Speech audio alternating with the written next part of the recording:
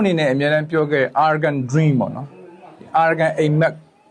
ဘယ်အချိန်တွေကိုရောက်နေပြီလဲဆိုတဲ့မိကုန်းနဲ့ကျွန်တော်တို့စကြပါကျွန်တော်တို့ပြောနေတဲ့ Arrogant Dream ကတော့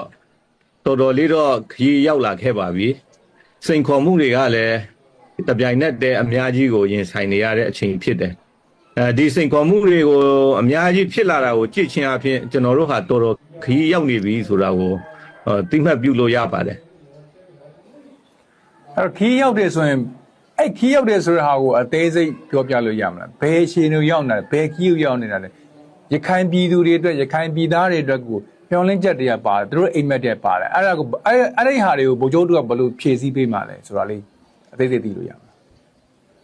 ဟုတ်ကဲ့ကျွန်တော်တို့ဒီ Arrogant Dream ကတော့တော်လန်ရေးအပိုင်းရှိမယ်တိဆောက်ရေးအပိုင်းရှိမယ်ပြီးတော့ဒီနိုင်ငံတော်လန်ရေးပြီးတော့တဲ့အချိန်မှာကျွန်တော်တို့ကတောက်လျှောက်ပေါ့ကျွန်တော်တို့ရခိုင်အမျိုးသားများရဲ့ဒီအာရခတိုင်းပြည်ကိုဒီလူကုန်တိတ်ခါရှိတဲ့လူပောင်ဖြစ်ဖို့ငင်းချမ်းပြီးမှတရားမျှတတဲ့အားလုံးနဲ့လူသားတိုင်းနဲ့ဒီဒန်းလူရည်သူဂုံရည်သူကပ္ပသမိုင်းစာမျက်နှာမှာနေရာမှန်လူမှန်ဖြစ်အောင်ဆိုတဲ့ဟာခီးကအရှိကြီးပဲကျွန်တော်တို့ရဲ့လမ်းစဉ်ဆွဲထားတာအခုခီးရောက်နေပြီဆိုတာက